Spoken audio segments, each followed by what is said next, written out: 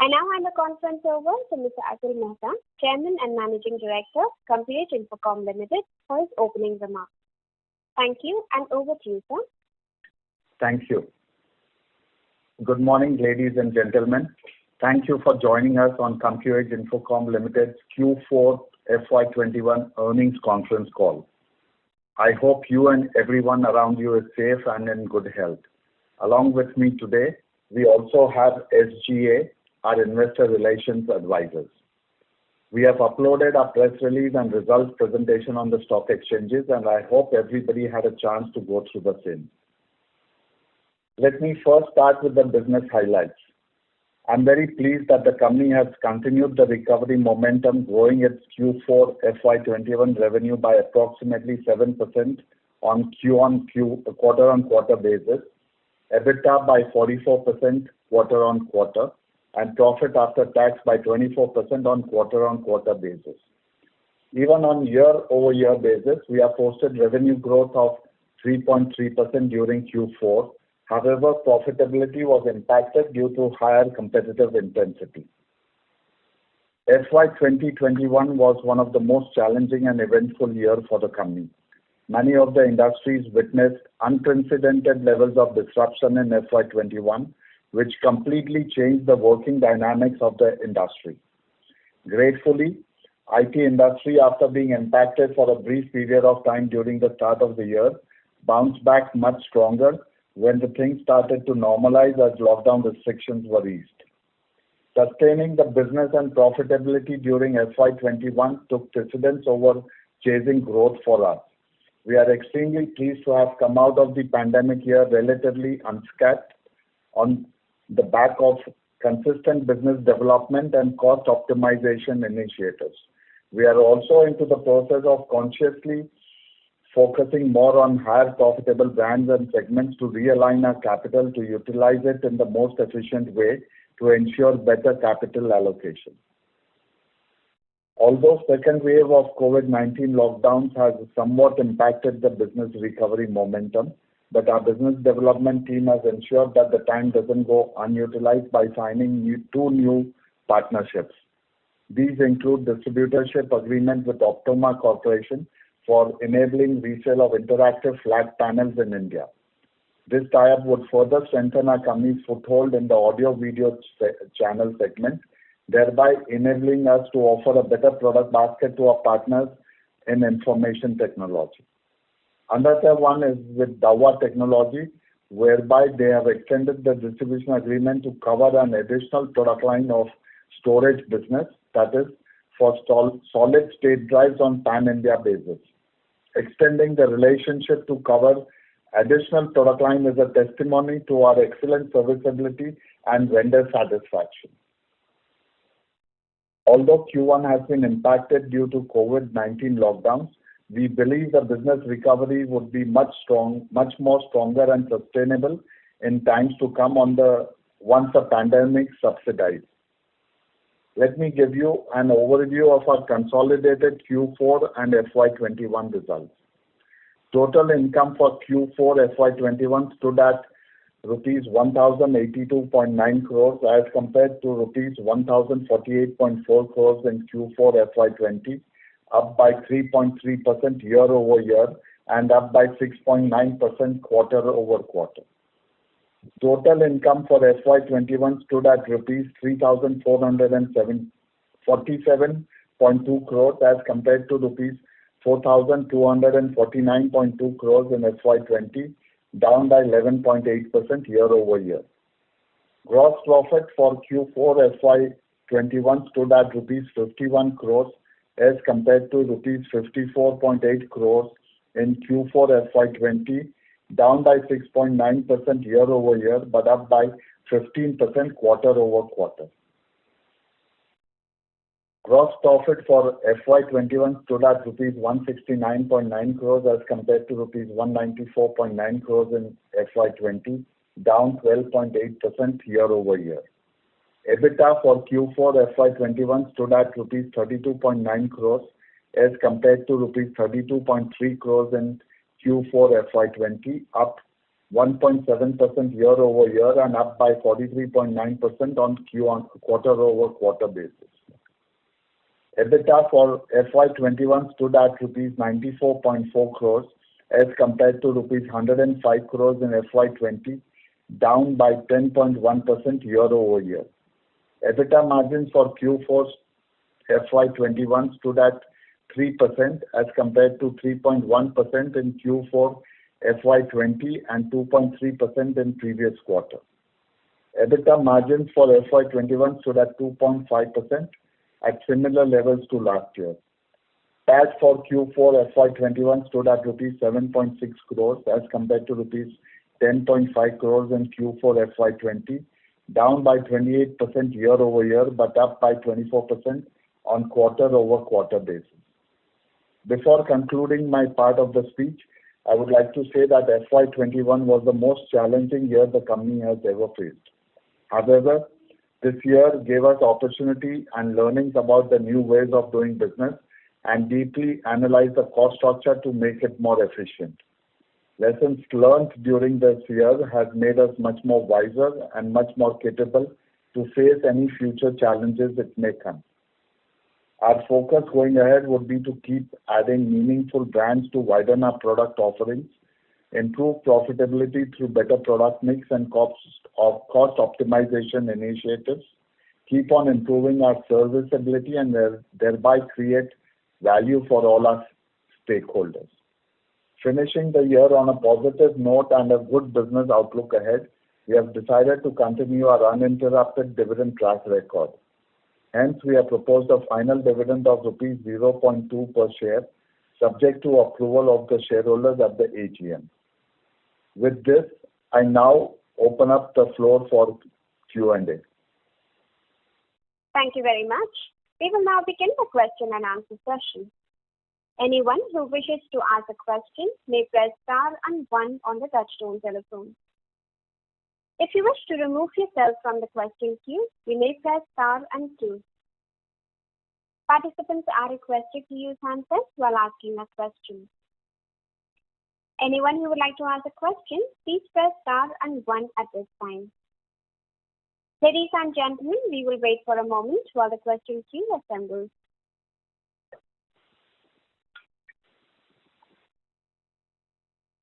The first question is from the line of Asim Bharti from DM Capital Advisors. Please go ahead. Yeah, hi sir, morning. Thanks for the opportunity.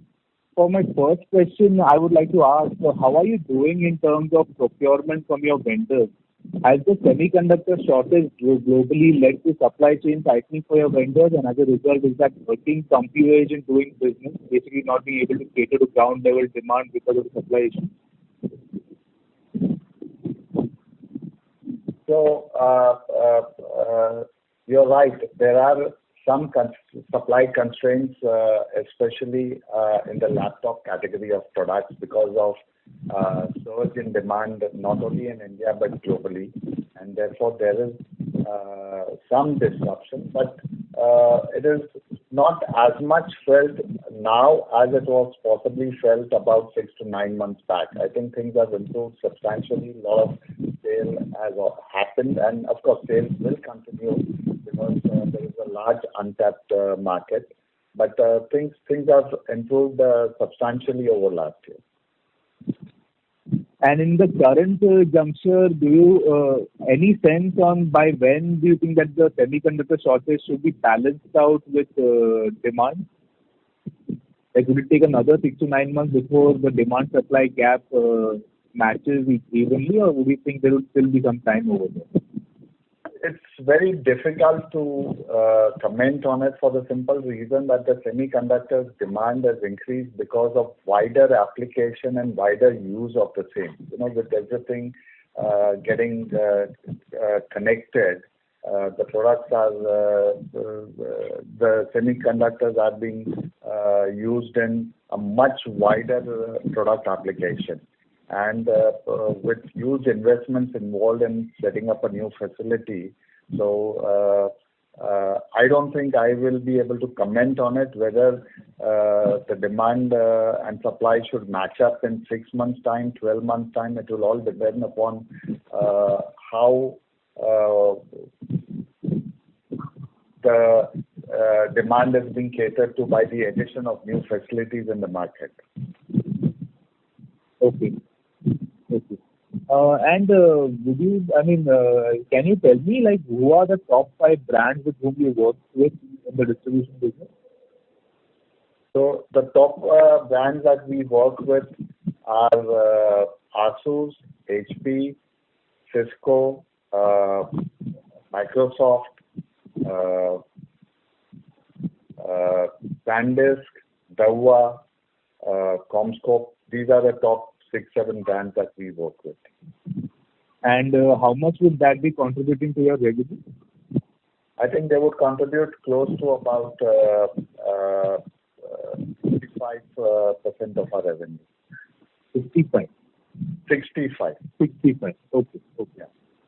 Sure, sir. So, okay, thanks, sir. So, the second question, I just look at your full year numbers. So, revenue is down 12% YOY, but receivables are still flat on an absolute basis.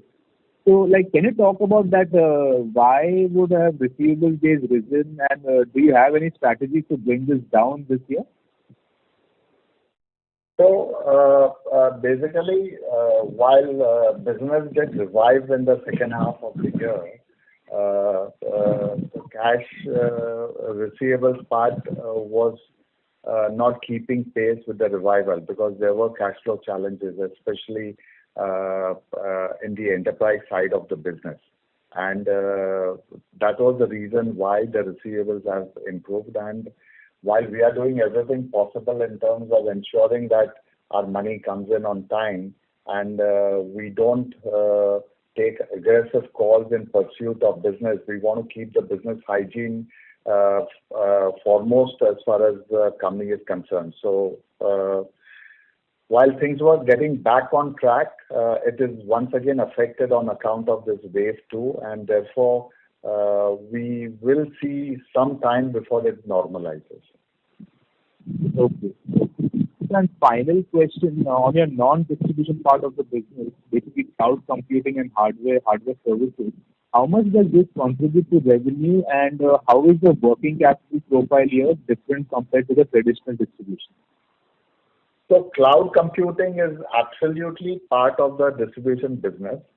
The way we distribute our software products, hardware products, we distribute cloud, it is through partners only. It's B2B. We don't engage directly with end customers except supporting them through partners wherever required. And therefore, it is part of our distribution strategy and part of our distribution business. The receivables are again in line with our receivables of the enterprise business. So it is no different. That is on the cloud computing side. As far as the hardware services go, I'll just give a little update on it. What we do is we sign up with the brands as their authorized service provider. We have signed up with 6-7 brands, the leading ones being Xerox, Vertiv, Asus, HP, and a few others. So when typically most of our business is servicing customers during the warranty period. So when a customer calls a toll-free number of Xerox or Vertiv or Asus or HP, they take the call and divert it to companies like us who are their authorized service providers. We fix the problem and then we get compensated by the brand themselves. So while we are serving the end customers, we don't canvas for business from the end customers. The business is routed through us by the brands themselves. It's again like a distribution business. We are conduit in taking care of the services. In terms of receivable cycle is almost similar. But it's a profitable business. We don't mind. In fact, it's a little longer in terms of the receivable cycle is concerned. And in terms of the top line, it's a very, very small percentage of our business at this point of time. It is contributing less than 1%. In fact, it is contributing approximately, I would say,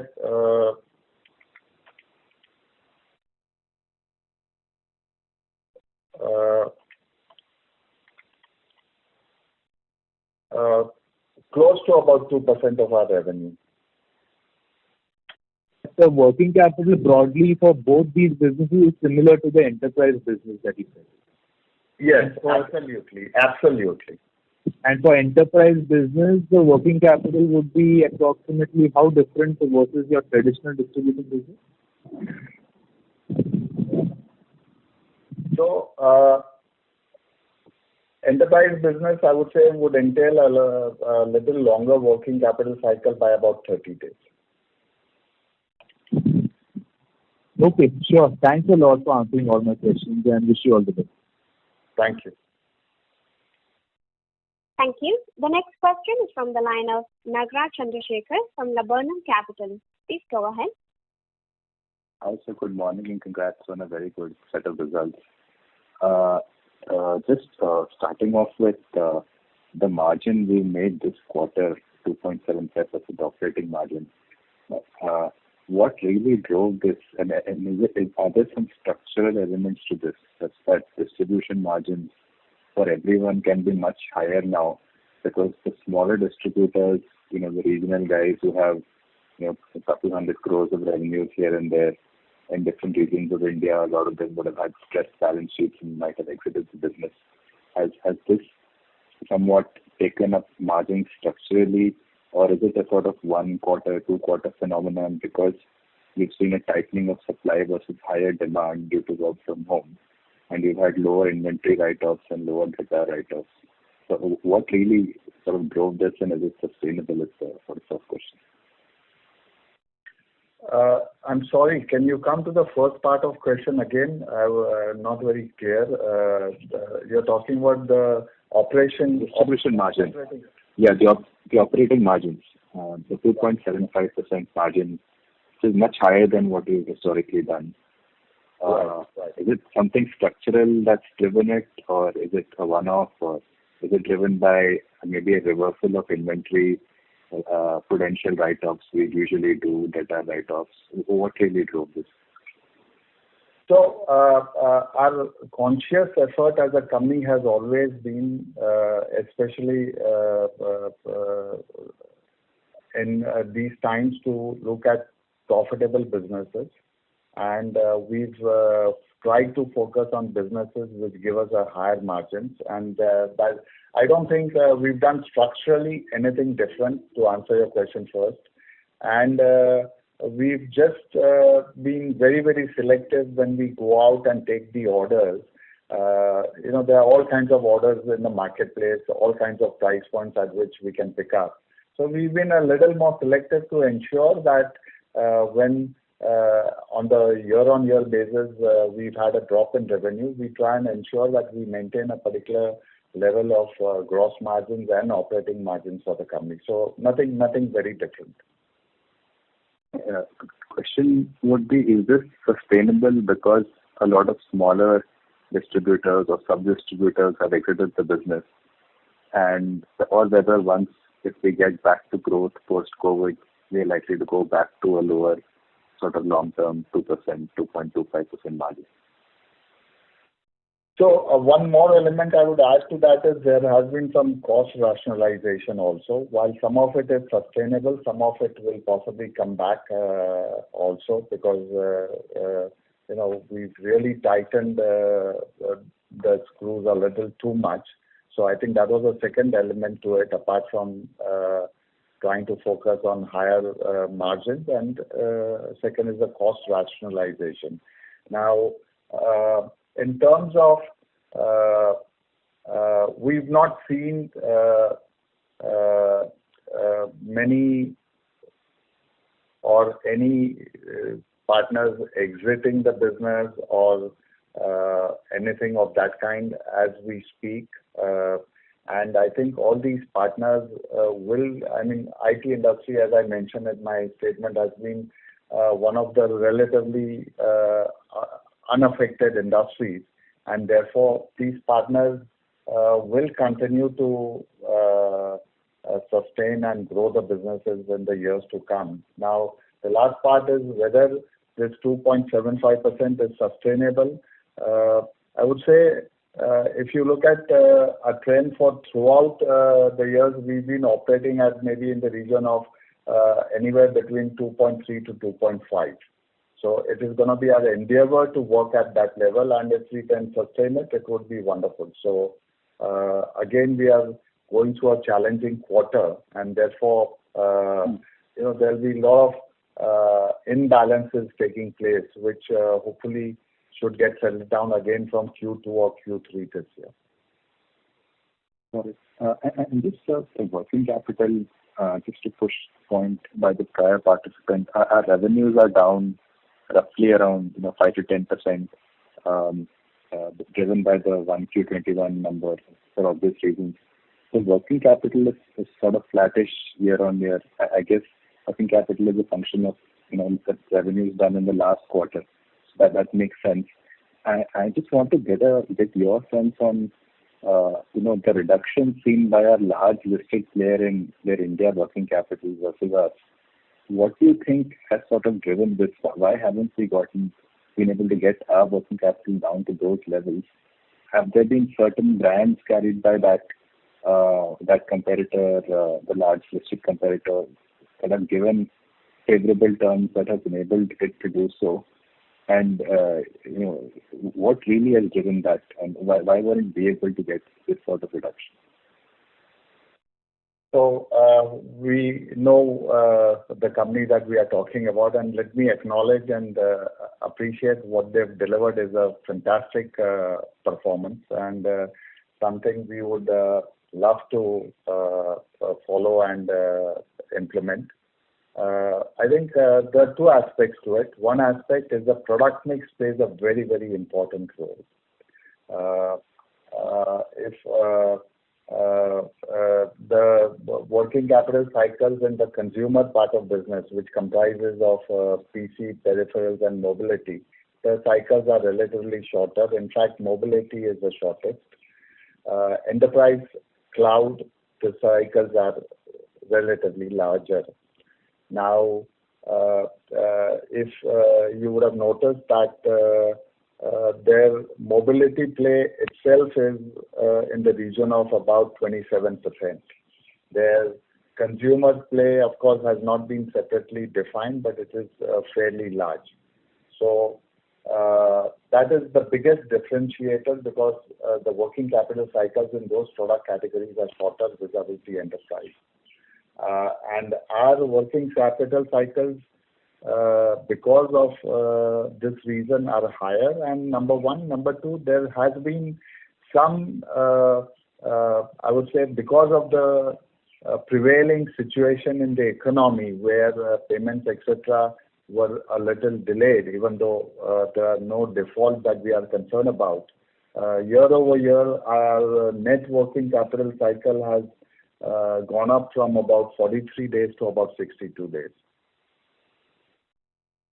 Understood. And was it also driven by a lot of IT companies, instead of buying hardware in bulk to place in their offices, instead giving their employees who are working from home a sort of fixed sort of sum or stipend, and telling them to go ahead and buy certain okayed pieces of hardware, wherein that sort of came in under consumer sales instead of enterprise sales as it would otherwise have. Was that also a factor? A lot of enterprise spends actually going through the consumer route to FY21? Not really. When we say consumer, we talk about consumer class of products like laptops, printers, etc. And when we say enterprise, we talk about enterprise class of products like network, infrastructure, storage, software, security. So these are product classifications. And I don't think the buying pattern, whether the corporate buys it or whether the consumer buys it, would have a significant impact on the working capital cycle of the business. Okay. Just a question. How big was our enterprise business in 20 and 21 as a percentage of total sales? So our Enterprise business in FY20 was about 40%, and in FY21 it is at about 45%. Got it. Thank you. Thank you. Ladies and gentlemen, you may press star and one to ask a question at this time. The next question is from the line of Raj from RR Securities. Please go ahead. Yeah. Hi, sir. Hi. My question was basically during the year our debt has gone up by about 100 odd crores. So what is our plan going forward? Do we plan to take further debt, or are we planning to reduce it? And what would be our target debt to equity ratio for the same? Yes, our debt has gone up this year, short term by about 50 crores and long term by about 50 crores, total by about 100 crores. It is primarily as I think two things have played a role out here. One is the inventory and receivables have gone up. Number two, we have ensured that we honor our commitments to our vendors, and therefore our payables have gone down. So that is the reason of this debt going up to that extent. Now, moving forward, while it may not be possible to reduce the debt, I think one thing that I mentioned earlier also, and I maintain that moving forward we will look at growing with a balanced growth between equity and debt, and we will look at equity infusion so that the growth is not driven only on debt.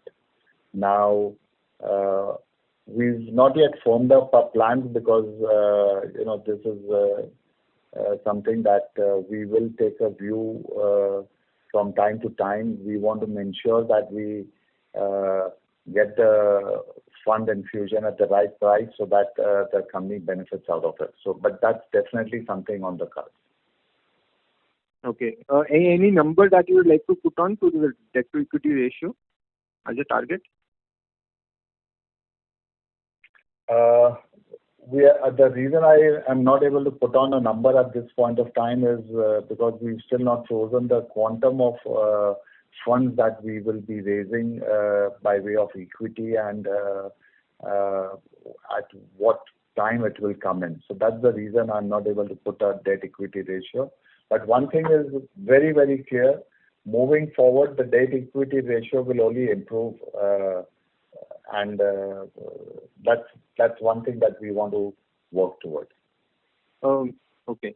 Sir, another question would be what is our cost of funds for this financial year, FY21, vis-a-vis FY20? Did we see any reduction in cost of our funds overall? Not really. The cost of funds have more or less remained the same. Oh, okay. And that would be? Cost of funds varies, but our average cost of funds is in the region of about 10.5 to 11%. Okay, sir. That's it from my side. Thank you. Thank you. Thank you. The next question is from the line of Aditi Sawant from ADM Advisors. Please go ahead. Hello. Thank you for the opportunity.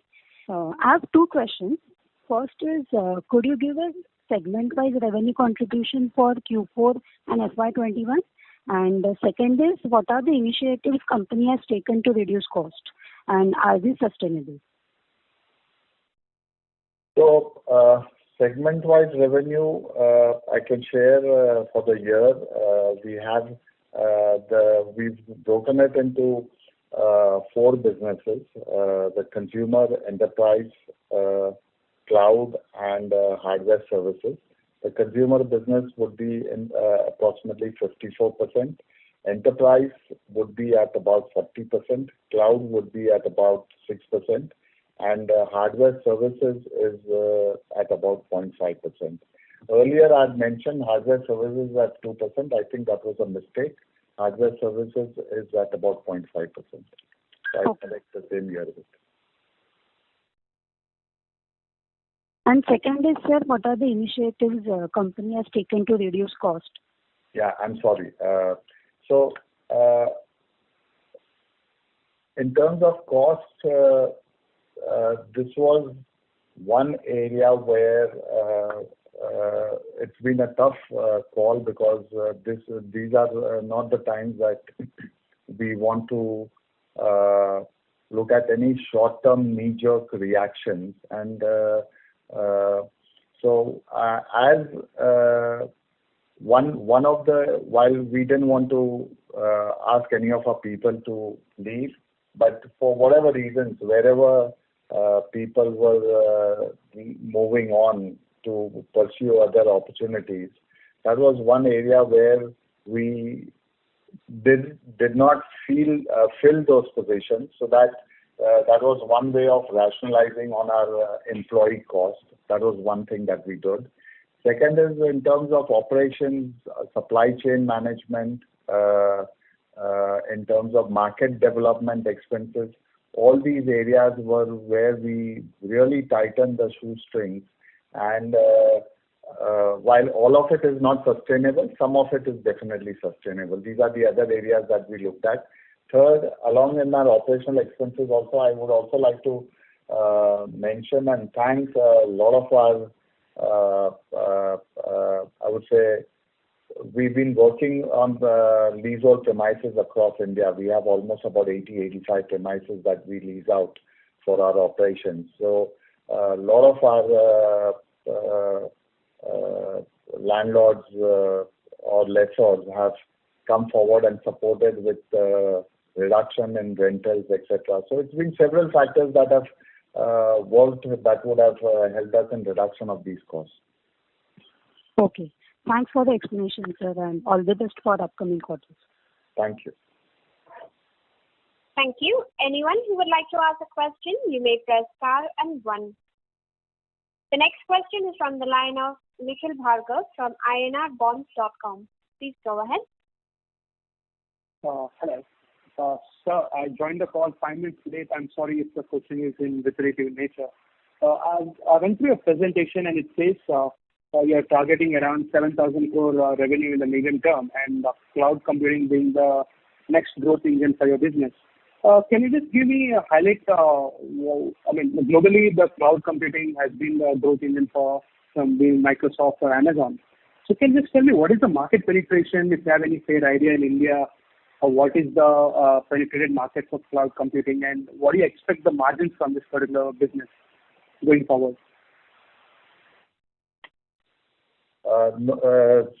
Thank you for your question. Cloud computing is, of course, everyone knows. I don't need to talk about cloud computing. And as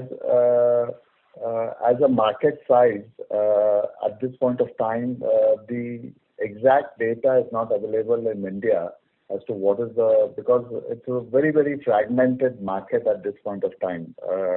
So I will not be able to share that the market is maybe 500 crores or 1,500 crores. But it is a very rapid growing segment. We are seeing that happening. For example, if I were to talk about CompuAge, our cloud computing business year over year, which was at 2% of our revenue, has now grown to about 6%, and we still have a very small play. So we've just started really all the development activities on this front now, and I'm very, very sure that as we move, we should. I don't want to make any statements for futuristic statements, but in this call informally, I can very clearly say that we'll be aiming at double digit as far as FY22 is concerned. So that is one thing. Second is in terms of the margins. While it offers higher margins, this is a business where we still are in the investment mode. We need to make a lot of investments, like we need to develop our own portal to support the partners. We need to have a lot of technical people to support the partners.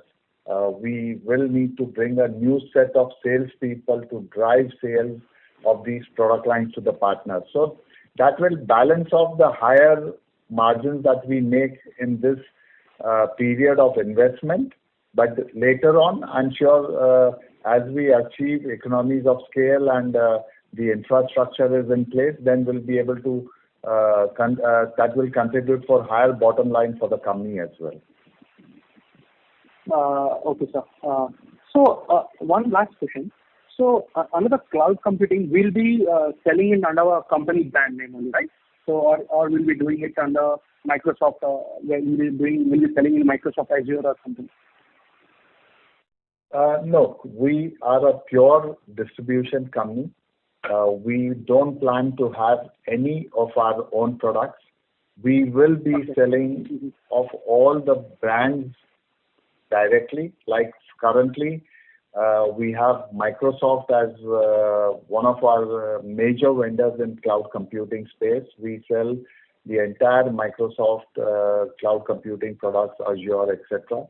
Likewise, we have signed up with Acronis. We are in discussions with more brands. So the way we sell hardware products, software products, we will sell cloud computing. We are not a product development company. So we will ride on all the big brands in the cloud computing space. Got it. So what actually makes difference if I have to go to the directly Microsoft Azure or I have to come through you? So would there be any different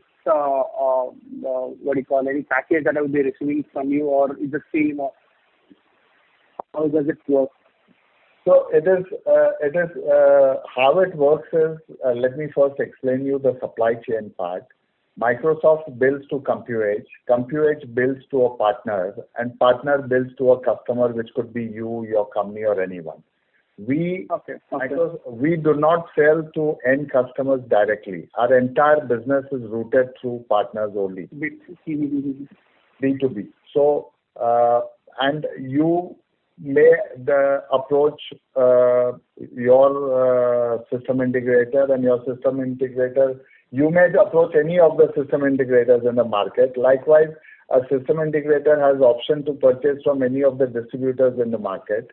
And the prices would be similar, plus minus whatever little additional discounts we give depending upon what kind of support we need to extend to the reseller. So there is not much of variation in the prices, and the product obviously is the same one. Okay, sir. Thank you. That's all from my side, and all the best. Thank you. Thank you. The next question is from the line of Asim Bhadre from DM Capital Advisors. Please go ahead. Yeah, hi. I just wanted a clarification. Your enterprise business is 40% of revenue in FY21. What was it in FY20? FY21, our enterprise and cloud business both put together was at about 46%. Enterprise and cloud business in FY20 put together was at about 41%. Okay, thank you. Thank you.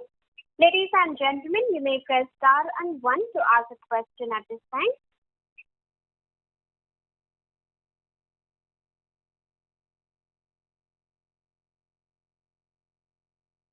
The next question is from the line of Nagraj Chandrasekhar from Laburnum Capital. Please go ahead. Hi, thanks again for the follow-up. Just a follow-up to the prior question on cloud. Now, we are signed up as a reseller of Azure Cloud, and we will be competing with this. For this, who would be the typical customers that our partners would be selling to? Will be completely SMBs? And apart from just the cloud space resell, what other things would be sort of cross-sell along with that? I see the Acronis tie-up for cloud security, but typically, what all would you sort of cross-sell? And let's say you have a customer who you've sold X amount of cloud space or cloud compute to in a year. Is that a recurring annuity revenue for you that grows along with that customer usage of Azure Cloud, or how really do the economics work for us? Or is it a one-time fee sort of arrangement?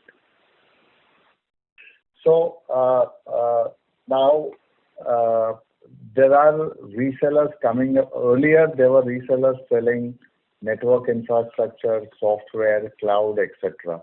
Then we saw resellers coming up specializing only in software products and selling cloud as well. Now we also see resellers coming up who are focusing only on cloud-based products and specializing in it and providing support to their set of customers.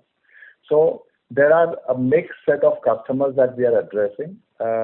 Some who are servicing all the product categories, some who are only in software, and some who are only in cloud. Again, there are resellers who specialize only in one set of product lines, maybe security. Somebody could be doing in terms of storage. Somebody could be doing in another area.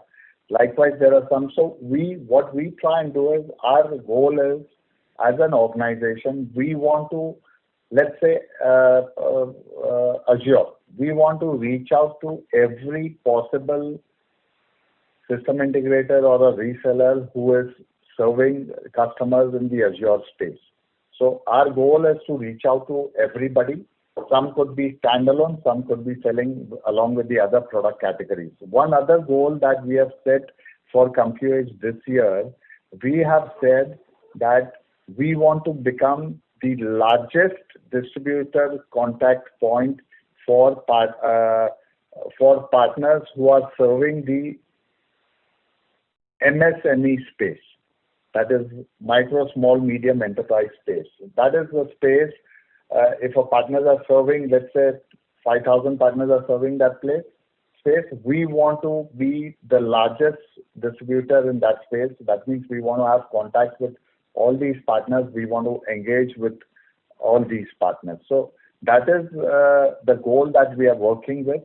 And now how this works is, this is typically an annuity business. Could be monthly, could be quarterly, could be annual, depending upon what package the customer and the reseller for the customer having signed up with us. And it is a recurring revenue basis, the sign up. Of course, some products have exit clauses, some don't have exit clauses. It's typically how we enter into packages that are available with various vendors. Got it. And just, is there a certain grade of Azure reseller? They have categories, right? What category are we with Azure? And is there significant pricing differences across categories of Azure resellers that enable you to compete more on price to the end system integrator or customer? Just want to get a sense of that.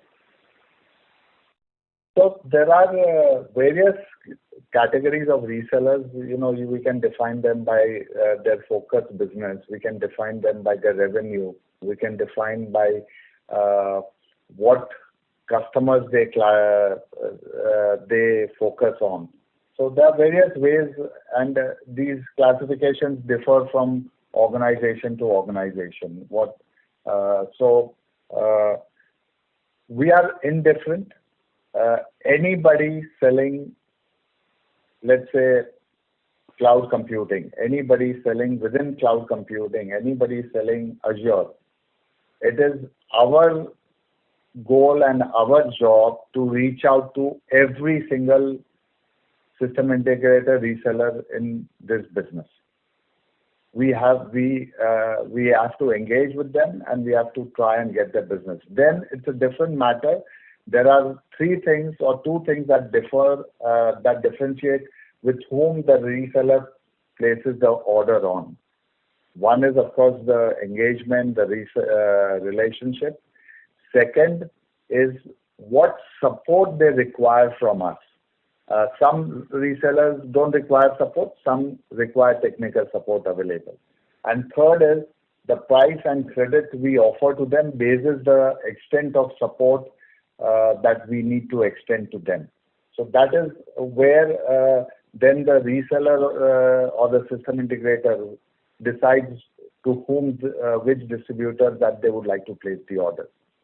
There is a small area that is the support and the credit, which helps us determine what discount structure to offer. The price is fixed. That the gap is only on that additional discount of maybe half, 1 or 2% that we would like to pass on. Whether we pass on or no depends upon our commercial offerings to them. Understood. And what tier of Azure reseller would we be? There are tiers, right? So is there a specific tier that we are in? Or? No, there are no tiers of resellers. There are no layering allowed in this business.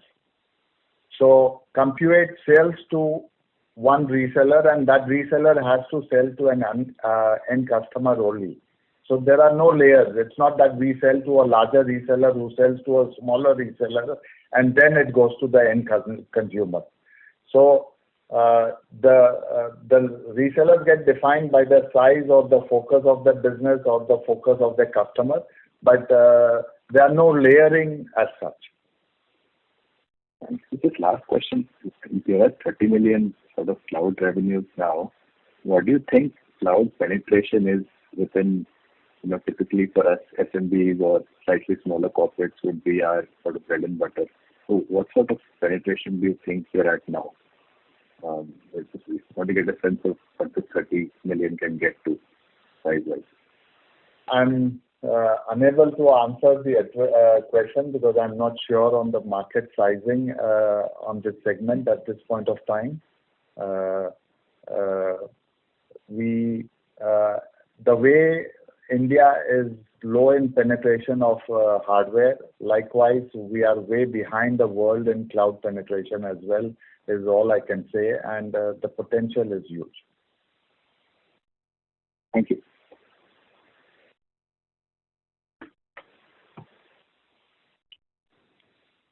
Thank you. Ladies and gentlemen, you may press star and 1 to ask a question.